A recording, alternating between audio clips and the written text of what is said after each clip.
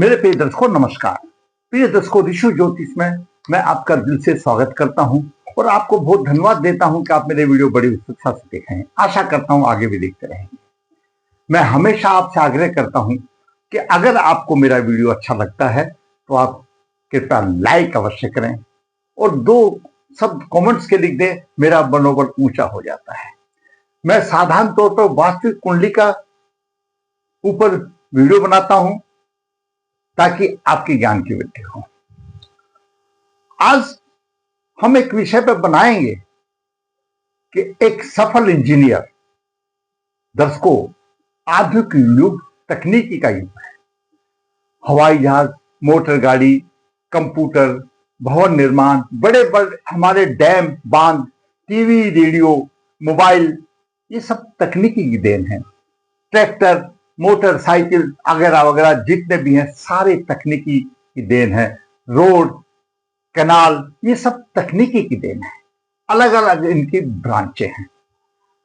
और एक देश की प्रगति किससे जानी जाती है कि उसमें सफल इंजीनियर हों, अच्छे डॉक्टर्स हों। क्यों, आदमी का ट्रीटमेंट के लिए डॉक्टर भी चाहिए, तो उसकी प्रगति बहुत अच्छी मानी जाती है। और मैं आपको एक अपना विचार साझा करूं। अभी मैं पीछे 3 महीने विदेश में था।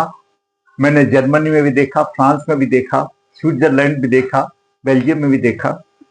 वहां पर हमारे भारतीय अच्छी प्रकार से अपना का तकनीकी दायित्व निभा रहे हैं और उन लोगों की बहुत बड़ी मांग है। पीछे से आपने भी सुना होगा कि इन देशों ने मांग की है तकनीकी की, सॉफ्टवेयर की, क्योंकि आजकल नेट का जमाना है, कंप्यूटर का जमाना है। वहां पर उतने सक्षम नहीं है, मैंने देखा है, जो कि हमारे देश में है। एक सफल इंजीनियर बनने के लिए इतना आसान नहीं है। उसको कई परीक्षाओं से गुजरना पड़ता है और अभिभावक को भी खर्च अच्छा करना पड़ता है। और फिर 4-5 साल का अध्ययन है, अलग अलग विषय के हिसाब से। अंतिम में इंटर्नशिप भी आ जाती है, तब कहीं जाकर के उनको मेहनत, रात दिन परिश्रम करके तब डिग्री मिलती है। जो आज हमारे युवा वर्ग इंजीनियर बनना चाहते हैं, हर एक का सपना है मैं भी कमाऊं, तो उसमें भी अच्छा श्रम मिलता है। सरकारी नौकरियां भी मिलती हैं। ऐसा नहीं है कि इंजीनियर को सरकारी नौकरियां नहीं मिलती, सरकार में नौकरियां भी मिलती हैं। तो जो बच्चे अपना तकनीकी शिक्षा में, इंजीनियरिंग में अपना जीवन बिताना चाहते हैं, उनके लिए आज का वीडियो खास है। और दर्शकों, मेरा कुछ नहीं है, सफल इंजीनियर कई योग है। मैं समय समय पर आकर आपको जैसे जैसे मेरे पास कुंडली आएगी, मैं आपका मार्गदर्शन करता रहूंगा, ताकि मेरे भावी बच्चों का अच्छा मार्गदर्शन हो। जो मुझे ज्ञान मिला है, मेरा अपना कुछ नहीं, ये हमारे जो ज्योतिष के मर्म जानने वाले, उनके एक कलेक्शन किए हुए योग हैं। साधारण तौर पर इंजीनियरिंग के कारक मंगल और शनि हैं। दशम भाव और दशमेश, ये दशम भाव है और इसका स्वामी दशमेश है। इस पर शनि मंगल आदि का प्रभाव हो, सफल इंजीनियर बन जाता है। क्योंकि एक आम बात मैं बताता हूं कि शनि देव मिट्टी, भूमि, सीमेंट, लोहे का प्रतिनिधि करते हैं और मंगल इन चीजों से बनी हुई, जैसे ईंट, मशीनों, पत्थरों, बिजली की तारों आदि का प्रतिनिधि करते हैं। बहुत लंबी चौड़ी लिस्ट है। उसके साथ में आता है पंचम भाव। पंचम भाव शिक्षा का भाव है, बुद्धि का भाव है। पंचम भाव शिक्षा का भाव है, बुद्धि का भाव है। और पंचमेश अगर बलवान हो और उसका दशम भाव या दशमेश से संबंध हो, तो एक सफल इंजीनियर बन जाता है। सबसे महत्वपूर्ण इंजीनियर बनने में शनि की भूमिका है। और उसके बाद गुरु ज्ञान है, गुरु का भी है और मंगल का स्थान है। इनका दसम भाव से या दशमेश से या लगन लगने से प्रभावित होना आपको सफल इंजीनियर बनाता है, इसमें कोई दो राय नहीं। शनि, मंगल, राहु, केतु ये सब तकनीकी शिक्षा के कारक माने जाते हैं। तकनीकी शिक्षा के कारक माने जाते हैं। उनका संबंध दसम भाव, दशमेश या लगन से, पंचम भाव से हो तो एक सफल इंजीनियर बन सकता है और बनते हैं। जिस जातक की कुंडली में पंचम और दसम भाव या दशमेश का संबंध हो, पंचम दसम भाव या दशमेश का संबंध हो और इनका संबंध शुक्र से हो जाए, अगर एक जातक इंजीनियर बनता है, यहां पर दर्शकों ध्यान देने वाली बात है, एक जातक इंजीनियर बनता है और उसमें शुक्र का योगदान हो जाए तो शुक्र मशीनरी संबंधित यांत्रिक मॉडल बनाना, कलाकारी करना, उनको अच्छा रूपरेखा देना, डिजाइन बनाना, क्यों कला का कारक तो शुक्र है, तो और सोने पर सुहागा हो जाता है, क्योंकि इसमें मशीन ड्राइंग बहुत आती है और शुक्र एक चित्रकारी का है, चित्रकला का कारक है, तो शुक्र उसमें अच्छी जान डाल देता है।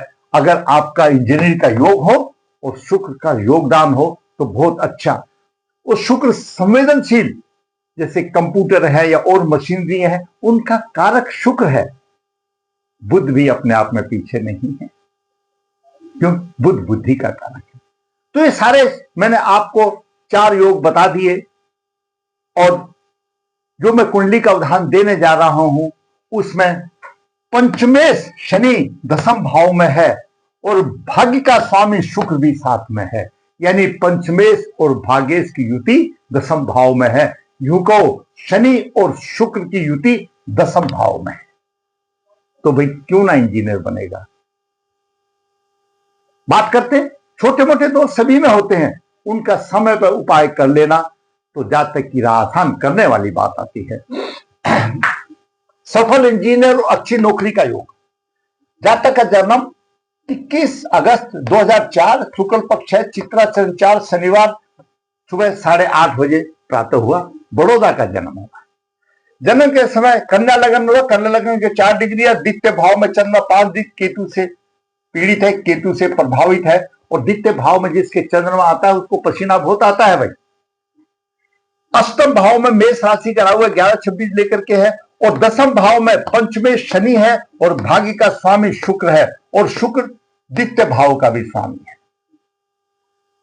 शुक्र द्वितीय भाव का भी स्वामी है, भाग्य का स्वामी है, दसम भाव में है और पंचमेश शनि के साथ में है, यानी पंचम भाव का स्वामी शनि दसम भाव में हुआ, तकनीकी शिक्षा हुई, इंजीनियर बना, शुक्र का उसमें योगदान हो गया, कलात्मक आ गया और कंप्यूटर का उसने सब्जेक्ट ले लिया, और वो चित्रकारी में भी प्रबल बच्चा है, कलात्मक उसकी बुद्धि है। जब शनि यहां पर आ गया पंचम भाव का स्वामी, तो एक राजयोग हो गया, जैसा हमने बताया कि राजयोग हो गया, पंचम भाव का स्वामी दसम में हो, राजयोग हो गया। और भाग्य का स्वामी शुक्र या कोई भी आपकी कुंडली में कोई भी हो सकता है, तो यहां पर हो तो और शनि को पंचमेश को सपोर्ट मिल गई, यानी पंचमेश और भाग्य का स्वामी दोनों आपकी लगन कुंडली से किसी की भी हो जो तकनीक योग आ रहा है, वो पंचमेश और भाग्येश दोनों एक साथ हो गए, तो भाग्य का भी उसको सहारा मिल गया। और जिस कुंडली में शुक्र हो तो कलात्मक बात आ जाती है, शुक्र से प्रभावित हो।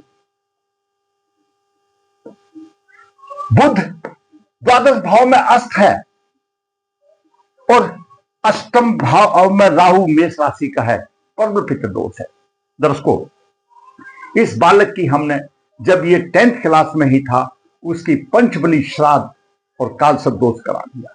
पंचबली श्राद्ध क्या होता है? पितृदोष की सबसे बड़ी पूजा होती है। नारायण बलि श्राद्ध, भूत बलि श्राद्ध, प्रेत बलि श्राद्ध, नाग बलि श्राद्ध, काग बलि श्राद्ध, ये 5 बलियां होती हैं। और कालसर्प दोष है और इस काल सर्प दोष की सबसे बड़ी पूजा होती है नागबलि श्राद्ध। वो हमने इस बालक की जब 10वीं क्लास में था तभी हमने उसकी पूजा करा दी थी। उसका प्रभाव मिला, +2 में उसके अच्छे मार्क आए और जैसा इंट्रेंस होता है इनका तो उसमें अच्छी आई और इसको कंप्यूटर मिल गया। पूजा का मिलता है। हमने इस बालक को भाग्यवती लाकेट गले में धारण करने के लिए बताया और धारण भी किए, उसका भी प्रभाव मिला। दोष तो थोड़े बहुत होते ही हैं, लेकिन वो दोष तब तो उपाय करें जब कुछ जान हो।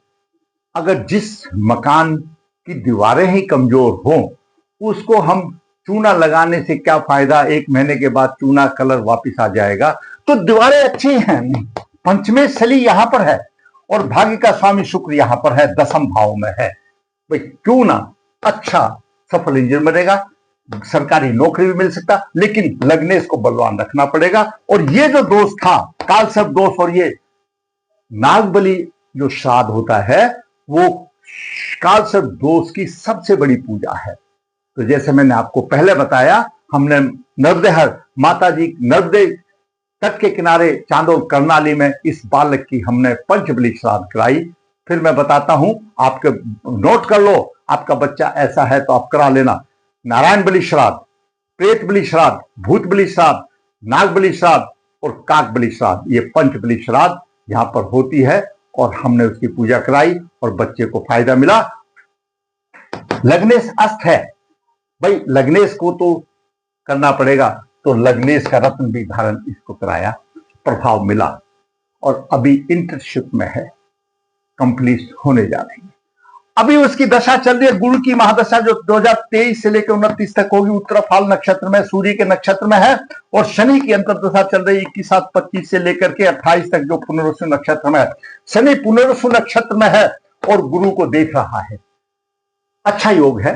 वैसे तो तारा पद्धति में तो वध तारा है, लेकिन शनि पंचमेश है और शुक्र के साथ में अच्छा फल देगा। अगर हम नवास की तरफ जाते हैं तो जातक का कुंभ का नवास बना, शुक्र उच्च राशि में है, गुरु धनु राशि में, चंद्रमा नीच राशि में, सूर्य वृषभ राशि में, बुध और शनि 7 में है, मंगल और राहु है। ये रही मुख्य बिंदुओं को पकड़िए। गुरु और शुक्र पुष्कर नवास में है। इस जातक के गुरु और शुक्र पुष्कर नवास में है। गुरु कुंडली क्या रिप्रेजेंटेट कर रहा है? चतुर्थ भाव को और 7म भाव को रिप्रेजेंट कर रहा है। उसकी बढ़ोतरी करेगा, पुष्कर नवास में है। धन का कारक है, ज्ञान का कारक है, उसकी बढ़ोतरी करेगा पुष्कर नवास में। द्वादश भाव में है, खर्चा जरूर करेगा, कोई बात नहीं, लेकिन धन का कारक है तो आएगा से उसकी बढ़ोतरी करेगा। शुक्र भी पुष्कर नवास में है और शुक्र धनेश है और भाग्येश है और 10म भाव में है और पंचमेश को प्रभावित कर रहा है। तो अच्छी स्थिति बनेगी, अच्छा सब कुछ होगा, धन की कोई कमी नहीं रहेगी। और दर्शकों, जब 10म भाव में जो ग्रह होता है, कोई भी हो, 10म भाव में कोई भी ग्रह, उसका केंद्रीय प्रभाव लगन पर जाता है। केंद्रीय प्रभाव 10म भाव यानी लगन से कोई भी 10म भाव, किसी भी भाव से जो 10म भाव पर ग्रह है उसका केंद्रीय प्रभाव होता है, वो 75% माना जाता है। पूर्ण प्रभाव 100% होता है, उसका 75%। तो शनि और शुक्र का प्रभाव भी यहां पर जा रहा है, लेकिन लग्नेश को बलवान को उसको रखना ही पड़ेगा। तो ये स्थिति रही। गुरु और शुक्र पुष्कर नवास में है, वृष नवास में कोई ग्रह नहीं। एक और आपको मैं मजे की बात बताऊं, बालक का अपने साथ जन्म के साथ लेके आया है, इसमें कोई आचार्य किसी पंडित जी की देन नहीं। लगन कुंडली का लग्नेश और नवास कुंडली का लग्नेश दोनों बुध और शनि 5म भाव में है। ज्ञान की कोई कमी नहीं और गुरु सामने है, ज्ञान का भंडार, धन का, और शुक्र उच्च राशि में है। सिर्फ लग्नेश को बलवान रखना चाहिए, सारी चीज हमेशा मिल जाएंगी। परवल पित्त दोष था, हमने निवारण कर दिया। लगन दोष, क्योंकि लग्नेश अस्त है, मानसिक बल कमजोर, चंद्रमा के साथ केतु है, उसका हमने उपाय कर दिया, नागबलि श्राद्ध करा दिया, कमजोर है। पंचमेश भाग्य 10म भाव में है, पंचमेश और भाग्य का स्वामी 10म भाव में है। आपका भी पंचमेश और भागेश कोई भी लगन की कुंडली हो, चाहे आप इंजीनियर बने या ना बने, अगर पंचमेश और भागेश अगर ये दसम भाव में हो और आपका लग्नेश भी बड़ा बलवान हो, तो आपको सरकारी नौकरी कहीं नहीं गई है, अच्छी उत्कृष्ट नौकरी मिलेगी, मेरे से लिखा कर ले लो, इसमें कोई दो राय नहीं। तो दर्शकों, आज मैंने एक होनहार बालक का आपके सामने ये वर्णन दिया।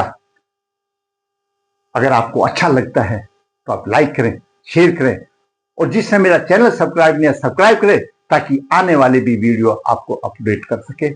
अपने दोषों को दूर कीजिए। सभी दोष, सभी शुभ दोष किसी कुंडली में नहीं मिलेंगे। जैसे कि किसी भी टीम में, कोई भी टीम लगा लीजिए, सभी खिलाड़ी नहीं होते, खिलाड़ी तो एक दो ही होते हैं, बाकी तो उनकी हेल्प करने वाले होते हैं। तो आप जो अशुभ दोष हैं, जो कमजोर हैं, उनको बढ़ावा दीजिए, और इस तरह के दोष आपको मिले, आपकी लगन कुंडली किसी की भी हो, पंचम भाव का स्वामी और 9 भाव का स्वामी 10th भाव में हो और लग्नेश बलवान हो, मेरे से लिखवा लो, उसको उत्कृष्ट नौकरी अवश्य मिलेगी। जरूरत है पहचानने, जरूरत है समय पे काम करने की। आपने समय पे काम नहीं किया तो फिर पीछे पड़ जाओगे। अंत में फिर कहूंगा, वीडियो अच्छा लगा है तो लाइक करें, शेयर करें, चैनल सब्सक्राइब करें। धन्यवाद।